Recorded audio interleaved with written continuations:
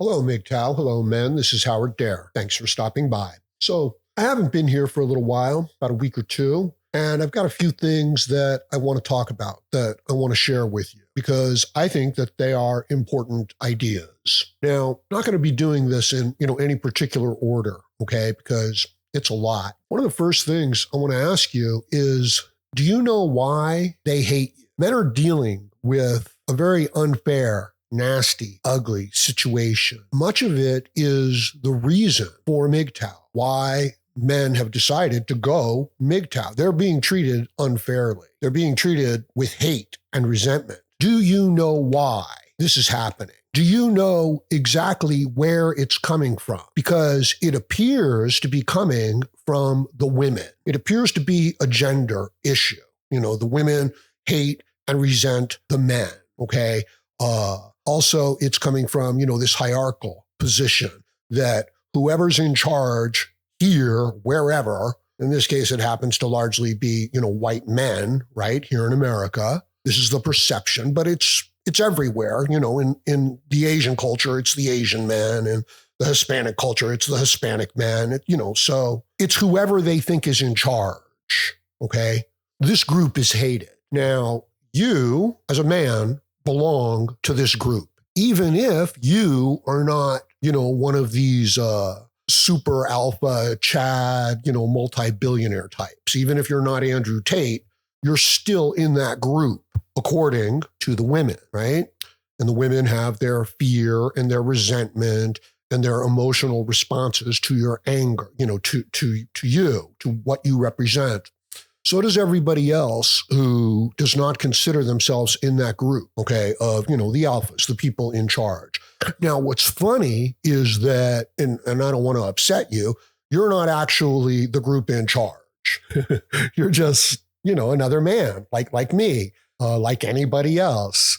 You're special, you're unique, there's nobody like you, but, you are just another one of us, and I am just another one of you. So we get lumped up, we get grouped up, and we get judged as a group. And it appears to be coming from the women. Now, I think you can understand why women resent and have some fear towards men, right? It's natural. Same way, anybody might feel towards anybody who's a little bit bigger than them, a little bit stronger than them, a little bit more aggressive than them. It's like, I don't know if I'm particularly comfortable around that. This is natural. This is understandable. Is this the source of what men are going through? This natural instinct of women to be a little intimidated by men? No, it's not. That's been there all along. But it is being used. It is being harnessed. It is being fed. It is being fueled, okay? Who's it being fueled by? These are your enemies, okay? The people who are carrying out this stuff, they're just useful idiots. But there's something else driving this entire attitude towards men, towards traditional values, towards your existing culture, no matter what form it exists in, assuming that it's, some sort of like a modern, normal society that's functioning, okay? So who are your enemies? Are your enemies the super rich, the institutions, the corporations?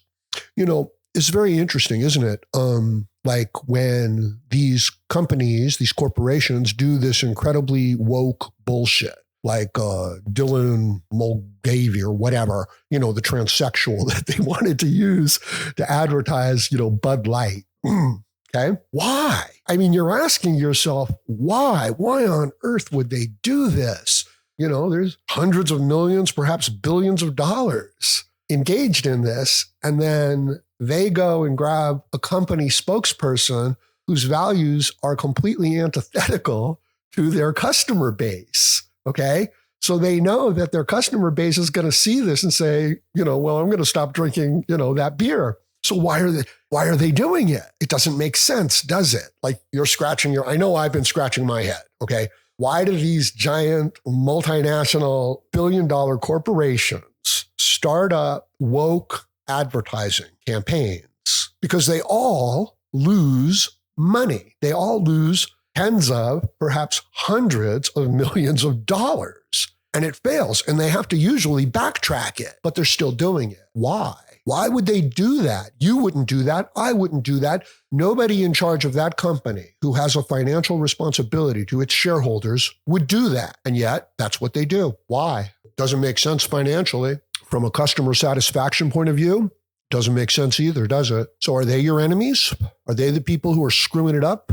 See, this is interesting, okay, because we're getting to, where it's coming from, what's going on. There's something more important to these corporations than their initial profit margin. They're doing something else. They're shifting the cultural mindset. They're taking the traditional values of any given culture and they're twisting them. They're bending them. They're molding them to their advantage. Now, you would think that their advantage is to just make money.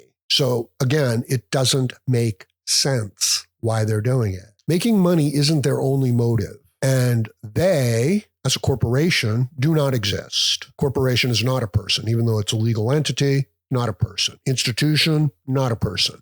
It's a group. It's a collection of people. Okay? Who is your enemy? Where is this coming from? What is this? This is an attitude. This is a mindset, a framing of where traditional cultural values exist and reside and what they should be. That's what it's an attack on. It's not an attack. It's not an attack on an individual man personally. It's an attack on all men.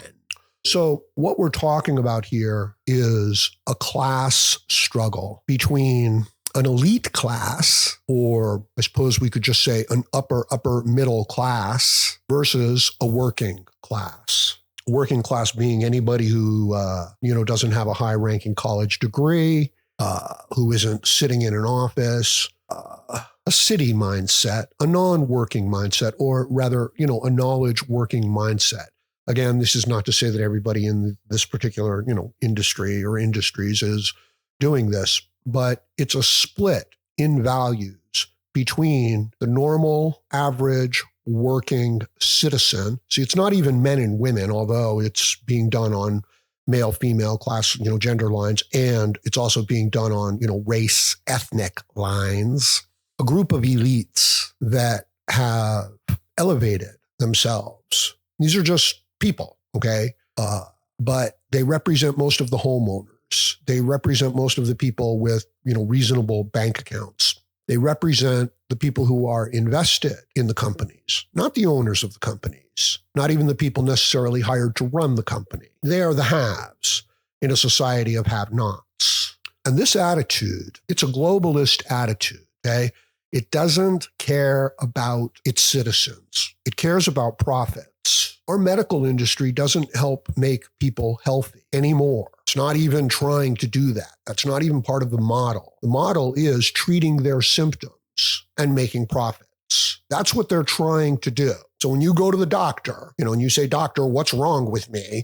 The doctor is usually, not all doctors, of course, is thinking, what medications can I give this person that I can, get a commission on? Not what can I do to make this person healthy? What can I do to alleviate the symptoms that they're complaining about? Because the symptom is, muscle pains and cramps and aches and pains in their joints. Okay, so, something to relieve the symptoms. But the cure, is a change in lifestyle. It's a change in diet. It's, starting to incorporate exercise, to give up smoking, to give up drinking, to start taking care of themselves. Of course, that requires personal responsibility. But understand that even the mindset of the people coming in to see the doctor, it's not about assuming personal responsibility. It's about the magic pill that will alleviate the symptoms. This type of a mindset, this consumer mindset, has been indoctrinated into us. Part of that mindset also includes that men are toxic, that whoever is at the top of the patriarchy or hierarchy within your system, that they are inherently evil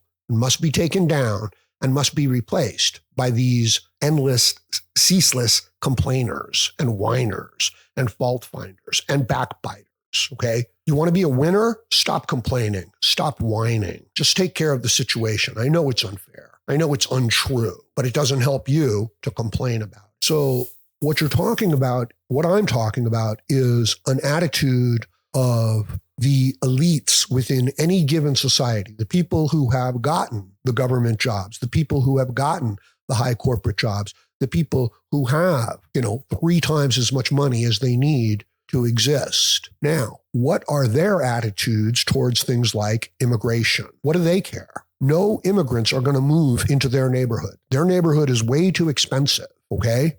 None of the stores and the shops in their areas, actually, they will be employed by, the stores and the shops in the area. But it'll be nice, cheap labor, okay? So understand what you're looking at is a conflict between an elite class who has plenty of money, who wants more resources, who wants more magic pills to take care of any of their symptoms, versus working class people.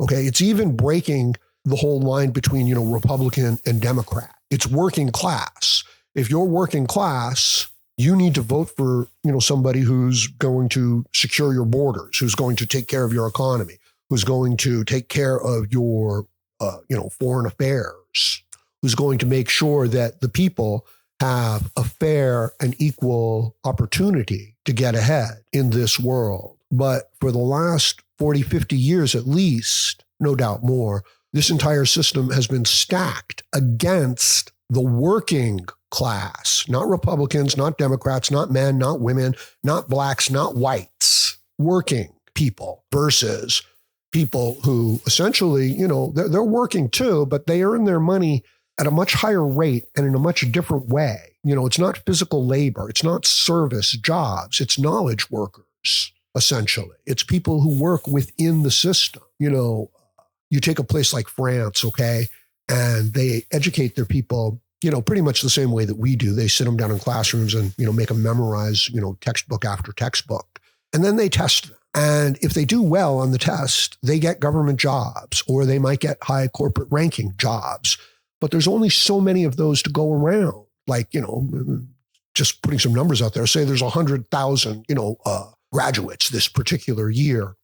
There's only jobs for 10 or 20,000 of them, government jobs, high-end paying jobs. The other ones, no, they've got to go find something else. Imagine, if you can, the resentment that this builds up into a person. In other words, the type of person who could do really well in a system like that, memorizing meaningless stuff for, 20, 25 years, and then being able to, regurgitate it and repeat it back.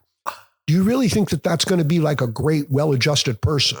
And when foreign governments are looking for spies, people who will, turn on their own country, they don't look to the down and out, low at the bottom. They look at the people who are high up, who have gone through the system, who have done everything that the system has required of them. And on the surface, they appear successful, but internally, they probably have a lot of really nasty, ugly resentment, okay? So there you go, right? See if that'll come in useful for you. But who's your enemy? Is it the women? Is it the people? Is it the liberal woke minds who argue for things like open borders and suggest that all men are toxic? Are these your enemies? I suggest that these are simply useful idiots who are repeating what they have been conditioned to repeat. And that is this message that, men are toxic, that women don't need men. So you've got an elite within your society, within our cultures, within our world, breaking down the relationships, the allies, the resources that the working class has in order to turn them into a slave class. Okay, so not even really consumers anymore. Like we don't even get to be consumers within our own consumer society. We just get to be workers for the elites within the society. Okay, they perpetuate these attitudes, these ideas, these political mantras. They organize these demonstrations, to show how much people want to be taken care of and how we should have compassion for everybody in the world, except for our own citizens, our own brothers, our own sisters, our own husbands, our own wives, our own family members, right? The women would rather show their affection to their pets and to their dogs than they would to the men in their society, because they have been convinced that the men in their society are toxic and evil and are their enemies. Who have they been convinced by? They have been convinced by the elites. The government kowtows, caters, panders to this elite class, not to the majority of their working class. That's human capital that they work, that they own. That's livestock. These are the people with enough money to make a difference, but not the super crazy rich. Now, these attitudes, they serve the super crazy rich. So who's your enemy? See, it's an important question. It's a valid question. Now, and I hope you can figure this out. I hope you can gain some insight into it. Now, knowing that or having a good idea as to what that is, now what do you do? How do you deal with this situation? It's really quite difficult. Like, I don't have a quick, easy answer for that. I want to just say, you go MGTOW, you take care of yourself, you build yourself up, but you're alone. There's nobody helping you. It shouldn't have to be that way, but it is. And we're not here to complain. We're here to deal with the situation as it is and overcome the situation as it is. But let us understand the situation, who our enemy really is. Let me reframe my last little question. What does it serve you to sit around and to be angry and to think that everything is unfair? Even if it is, does that help you alleviate the situation? And I don't think it does. I think, a new mindset is in order. Going your own way, but not feeling sorry for yourself mindset. Now, I'm not suggesting that that's how you are. I'm confessing that that's how I am. I think we can help each other. I think we can build each other up on things that are worth building up. I think that we have been divided against each other. Definitely, the men, the women against the men, the minorities against whoever they perceive to be, at the top of their hierarchy. This serves an elite, not necessarily ruling class, but an elite class who controls your ruling class. They control your government. They control your corporations. They control your institutions. What makes their lives better, what serves them, does not serve the working class. Therefore, these attitudes are perpetuated. An attitude of, we should take care of everyone. And if you say, look, I don't need, 2,000 people from another country moving into my small little, city and taking up all the jobs, using up all the social services and destroying everything and making the area unsafe. And then they get to say to you, well, then you're a racist. It's like, no, I just want to protect my job. I just want to protect my home. I just want to protect my family. I just want to protect my life.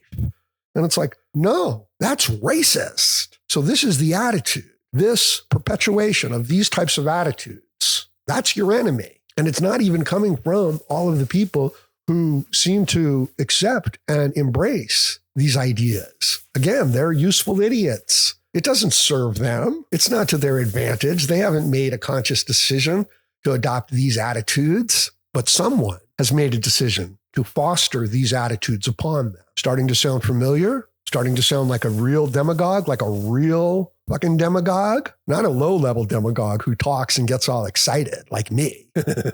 Oh, no. This is much more subtle. This is much more insidious. The pathology of this runs so deep. It's tied to an attitude of, entitlement, of a consumer mindset, and then of just wanting to stay alive, of just getting what the person needs. It's an addictive model, right? I mean, in a way, I admire it, except I'm stuck in the trap itself. You know what I mean? I was like, wow, this is a great mousetrap. This one really worked really well. Shit, I don't think I'm ever going to be able to get out of this. Like, wow, whoever built this really knew what they were doing. I feel like a lot of these attitudes, though, are simply, straight up resentment, straight up people who feel like, life hasn't given me what I want and I'm going to ruin it for everybody else. Understand, these things are done in the guise of compassion, of morality, of being ethical. You don't want an endless supply of free labor moving into your economic job market who then use up all the resources. Well, that's racist. Now, it serves the elites to have this unlimited supply of labor, cheap labor. They're destroying the working class. There's an elite class, and then there are, societal slaves. I think that's a part of what's going on here. Okay, so as MGTOW, I just want you to kind of have a slightly bigger picture, right? That it's not just a gender issue, that it's not just a race, ethnic issue, that it's a fundamental class issue. And they need to have, 98% of the people in this working class serving them, taking care of them, buying their products, fulfilling their jobs. They pay lip service to the values of the people within the society, but they don't really care about those ideas. So I just wanted to offer, a little insight as to what I think is going on. Let me know what you think about this in the comment section below. I've got other things I want to talk about. And join me again, Howard Dare, as I plan to have more content for you. Thank you, MGTOW.